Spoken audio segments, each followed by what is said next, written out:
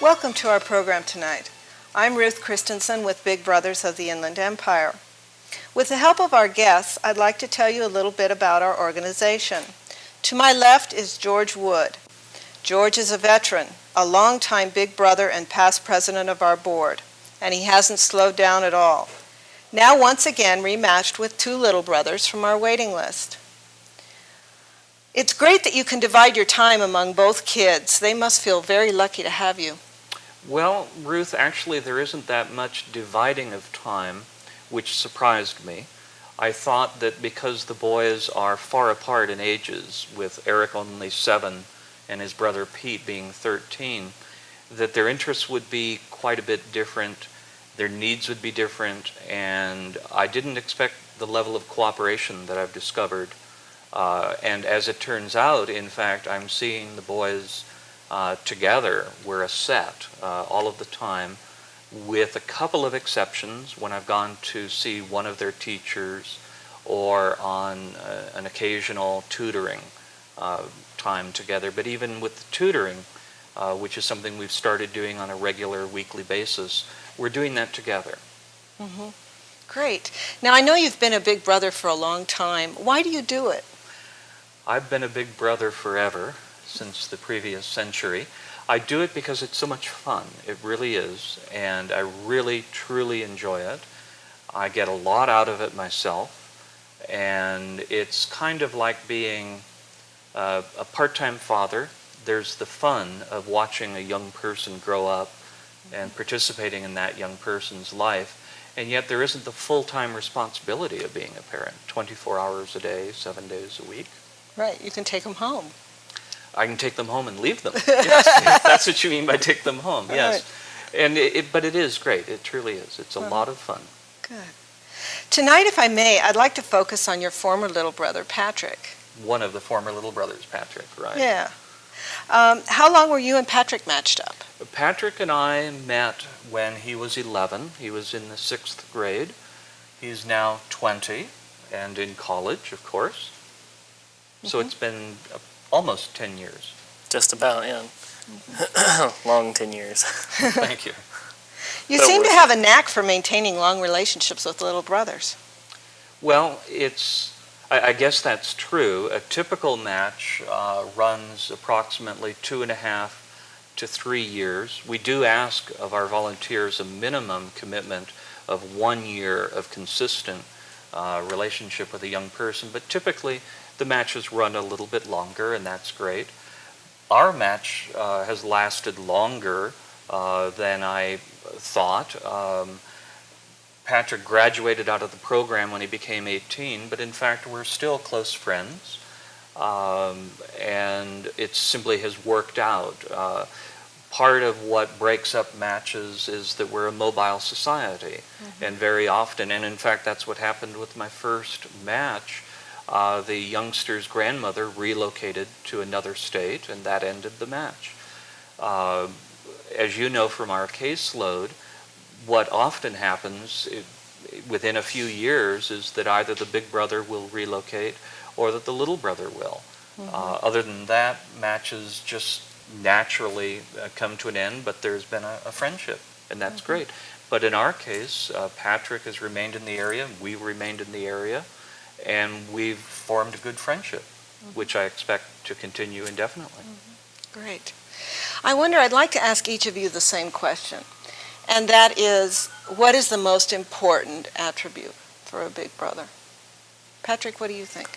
Well, most important attribute for a big brother, I would believe, would be that he is very honest, that he is very respectful, and that he is a great teacher, of which all of these George is.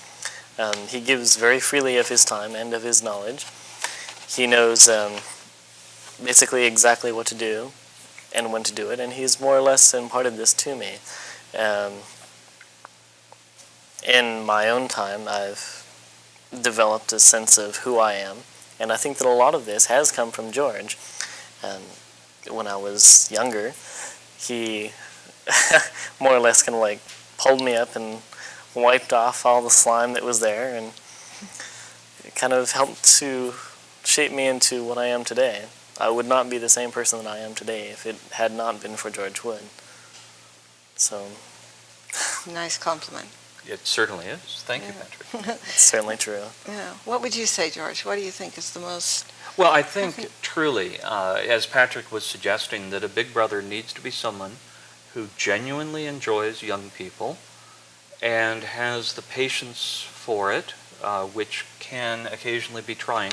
Not that we had difficulties, but I do know that I hear from other big brothers that sometimes they're surprised by what happens in their relationship with the little brother, and they think that they're not having much impact. And generally, to most of these men, I let them know that I think that they probably are, because when I was first a big brother in 1968, it was my impression that I was a ticket to the movies or something for my little brother, and I didn't realize how much of an impact simply being a consistent friend can have on the young person. And being there, and as Patrick said, to be honest, to be reliable, to be someone that the little brother can feel safe with and know that he's respected as an individual. And that is what a big brother does need to be, I think. Who decided that you needed a big brother, Patrick?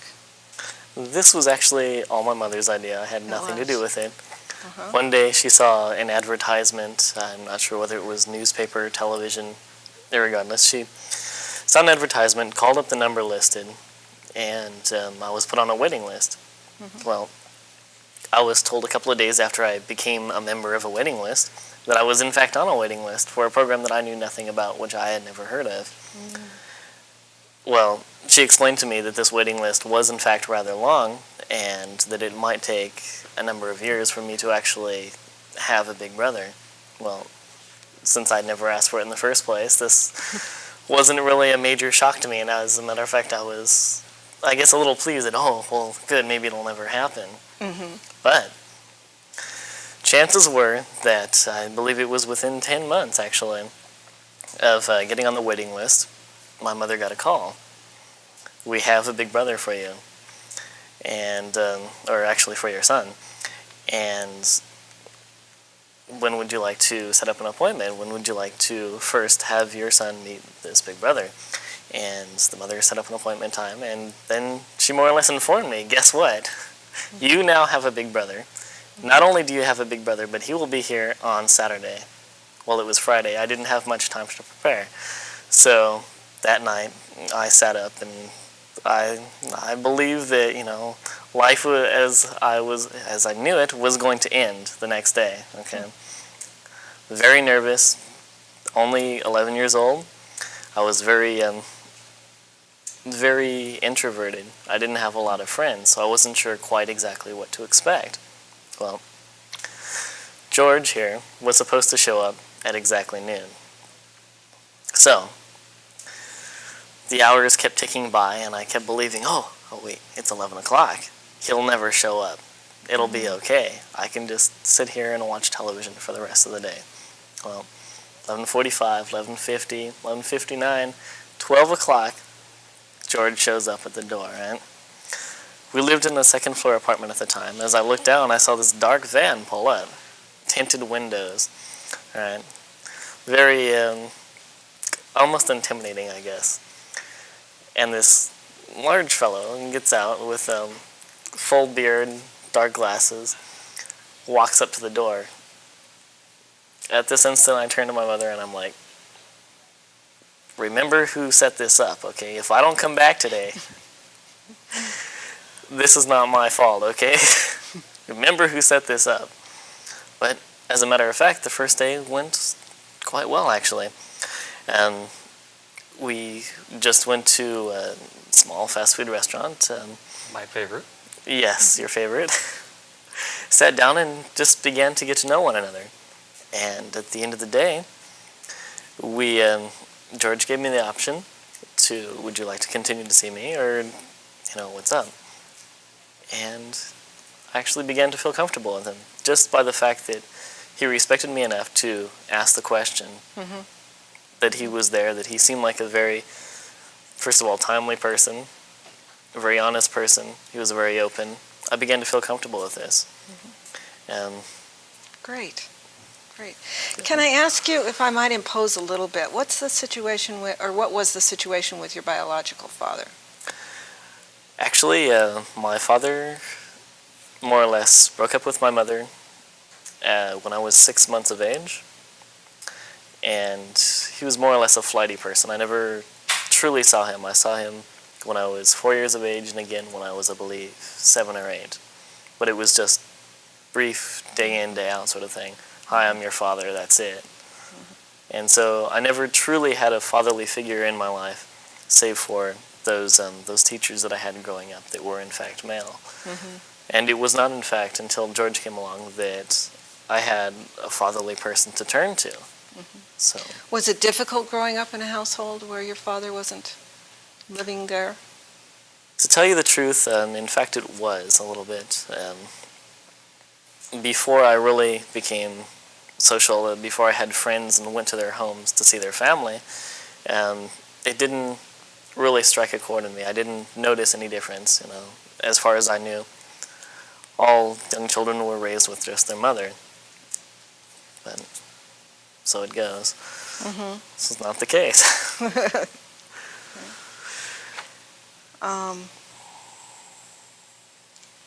Well, I think one of the advantages of the way that our program is structured is just what Patrick was describing, because typically the choice to try to get a big brother is that of the boy's mother.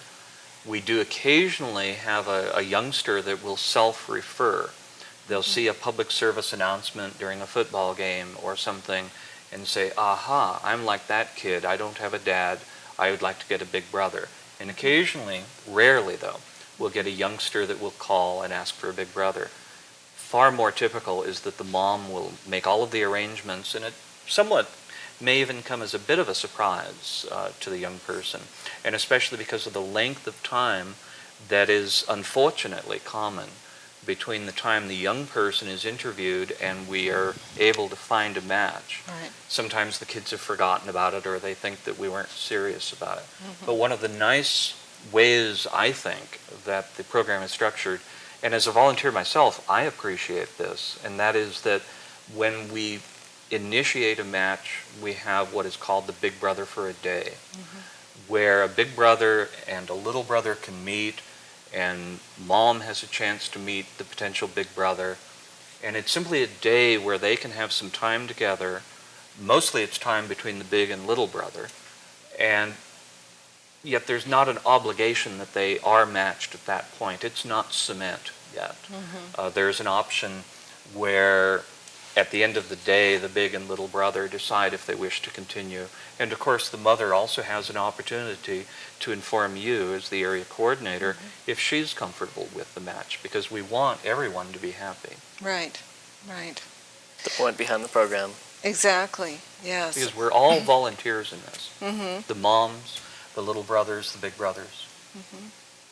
We do have a waiting list right now of, I believe, 50 little brothers in the Yes. area we serve.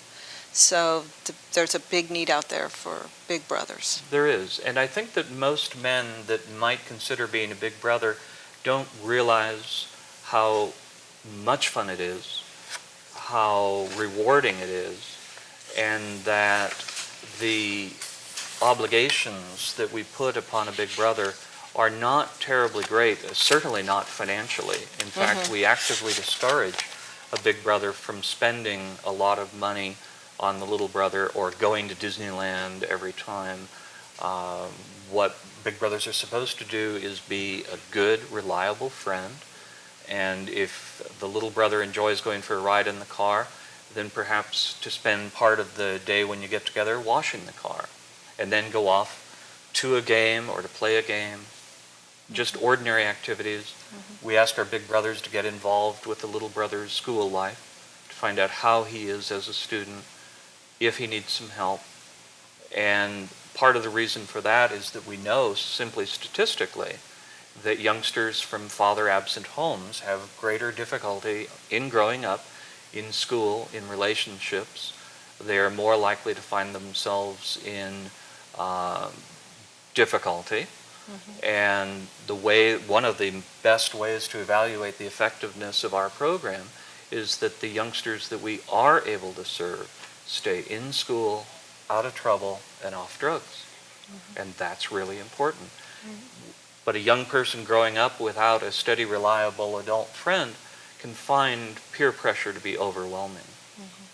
And that's why we really need Big Brothers, because unfortunately the population segment that is that of single-parent families headed by a woman is growing in our population. And because of the ages of the youngsters that we match, between the ages of 6 and 12, they're in elementary school, which means that they're more likely than not to have a female teacher. It may be that their pediatrician is female. We had a match that I remember that was made recently where a youngster was growing up in a home, a boy was growing up in a home, a good home, with his mother and his grandmother and his 2 sisters. His teacher was a woman, his pediatrician was a woman, and even his pastor was a woman.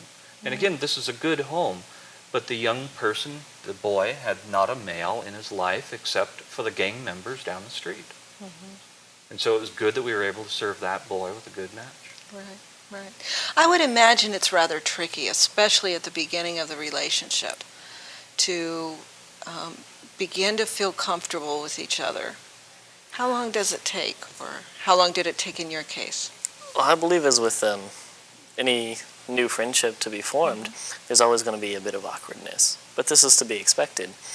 Actually, surprisingly enough, it did not take that long for us to more or less merge, become really good friends.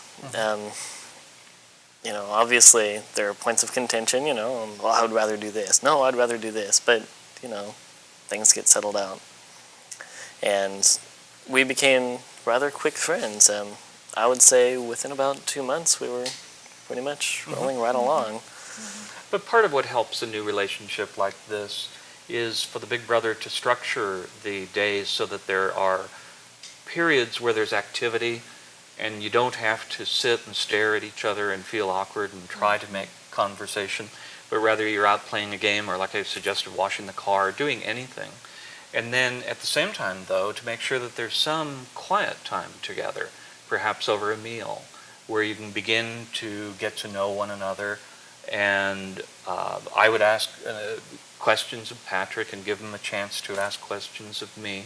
But we didn't spend a lot of time doing that, partly because I was convinced we were going to be together for a while, and I had time to find out about him, and he had time to find out about me.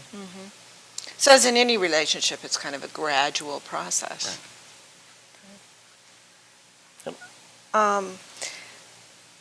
Now, you mentioned, George, that you've been a big brother since 1968? Yes. How many little brothers have you had altogether? Patrick was number 5, and Pete and Eric are numbers 6 and 7.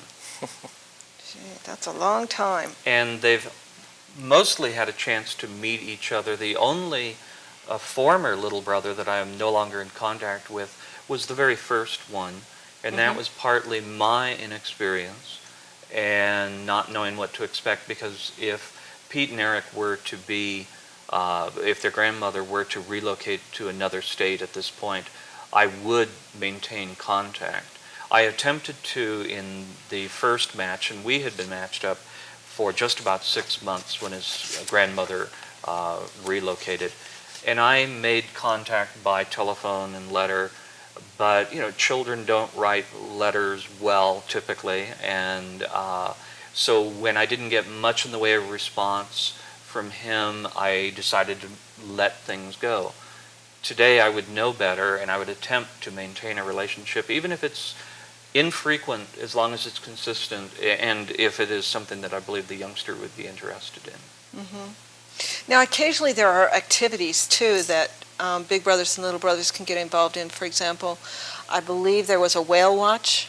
Yes, that was an event that was arranged for us by one of our board members, who is also a volunteer big brother with he's with the school system, and he arranged a group activity for big and little brothers to share together a whale watching experience, which I asked my current little brothers if they were interested in this, and they jumped at it, and we were there, and we had a great time. And in fact, the event was so successful, people were enjoying Big and Little Brothers spending time together, that even when the event was over, we didn't want it to end, so we all went and had pizza together. And then over the years, there have been several group activities, snow trips. Patrick and I think how many years in a row? So maybe 4. Yeah. These are overnight activities up at a camp. And then earlier this summer, we had our first annual barbecue that was also arranged by two of our board members who are also big brothers, Kim Trampus and Keith Showmaker. Mm-hmm. What kinds of activities do you have planned for the near future? With Pete and Eric? Mm-hmm. Well, we're still relatively new in our relationship of it only having been for about 6 months. So we're trying all sorts of different things. Like, for example, Eric had never been on a boat. Eric had never been bowling. Pete had been bowling one time, but he didn't remember when it was. And so we're just trying different activities each weekend to see what it is we most like to do and then to keep doing it. I've recently gotten into fitness walking, and Pete has now completed his first 5K with the Loma Linda Lopers, and I participated for my first time in a marathon. And these are things we're exploring together. And we're open to a variety of activities. The kids have asked, can we go camping? And the answer is yes. And can we go horseback riding? And the answer is yes. And can we sit around and watch TV? And the answer is yes. Are there any events coming up in the next year? As far as I know, there is a snow trip that is coming up very soon. There will be a group activity for Big and Little Brothers. And then we do try to have one event seasonally, perhaps four group activities a year. And Big Brothers are invited to participate with their little brothers, but it's not required. And then at the end of the year, closing the year, we have a holiday party where it is a big group activity because it's not just Big and Little Brothers, but it's also the spouse or girlfriend or significant other of the big brother and the boy's mother or grandmothers. So it's the entire Big Brother family, and together at this gathering we have our board members and professional staff. And those are always a lot of fun. And usually we have a skit or two that's rather entertaining. Great. That we have had. Right. Would you characterize it as, well, I'm sure you wouldn't. It's not difficult to become a big brother, is it? Well, it's not difficult in that the qualifications are that a potential big brother needs to be 18 or older and of demonstrably good character. He needs to be employed. He needs to have a demonstration that he's responsible in that he provides us with a copy of his driving record so that we know that our young person will be safe in his company. And there is a background screening that's required. And again, this is all for the safety of the youngster. So it's relatively easy to become a big brother. There are no financial requirements to speak of, but we do want to make sure that our little brothers are safe. Yeah, the calls I get from moms, usually that's the first question. Right. Is, well, what kinds of questions do you ask of Big Brother? Right. And that's why when we do have an activity that's an outreach like public relations, when, for example, we had a booth at the Orange Show, it was gratifying for me that we had two mothers of little brothers who volunteered to staff this booth for hours, because obviously there's an immediate comfort level for a mom if she sees that a mom is that actively supporting the program. But of course the reality is we need to recruit big brothers. Little brothers, we have a waiting list. Big brothers is where our difficulty is, simply in that we need to have more men come forward. But I'm very proud of the fact that when Patrick graduated out of the program and I decided to continue as a big brother, that in making the application, my first thought of a reference was Patrick. I've been a reference for Patrick for several things, but Patrick is my best friend, and he was certainly the best reference I could give as a potential big brother. And I'm pleased and proud of the fact that Big Brothers does an active screening of potential big brothers, and then also continues with a monitoring or supervision of the match to make sure that things are going well and that everyone is happy. We also screen, or at least conduct interviews with moms and little brothers to make sure that we make the best match that can be made. Well, I think in this particular instance, the right match was very definitely made. But Patrick brought a lot to the match too, in fact, in that he was already a good student, which was helpful, and that he was a disciplined individual, and so when we set times to get together, we both kept those times.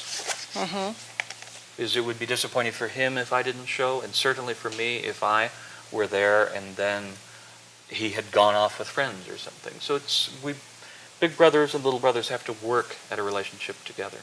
That's right. Just every relationship takes work, no matter what. Big brothers and little brothers, too. That it does. Yeah. And it's worth it, isn't it?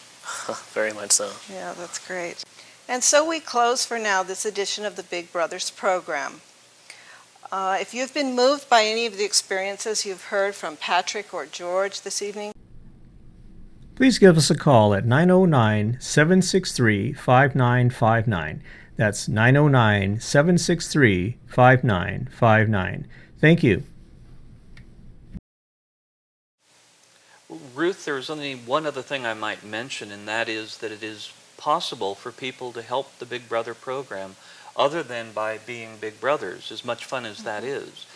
They may make a donation to us that is tax deductible because we are a 501c3 nonprofit organization, and or by participating in any of our seasonal fundraising activities. For example, we have a golf tournament coming up the Monday after Labor Day that is coordinated through the Rotary Club of Magnolia Center. great. And if they call the office, we'll give them all the information they need. Patrick, is there anything that you would like to add? As a matter of fact, there is, Ruth. I would just like to add that my experience with George has been one of the most profound experiences of my life. He has helped me to become who I am today. And there are many other little brothers out there on the waiting list who could very much benefit from having a big brother of their own. Quite often there is a young child who has no one, and a big brother provides an opportunity, more or less, as you will, a guiding light to perhaps a better life, to make something more out of themselves where perhaps they would not have before. Thank you, Patrick. I You're quite appreciate that. welcome. And you quite well deserve it. Thank you. Thank you. Thank you. Thank you both very much. Thank you, Ruth. In closing our Big Brothers program, I'd just like to add that if any viewers out there are interested in becoming Big Brothers, I hope they'll call us, area code 909-781-7100. Look forward to talking to you. Thank you very much.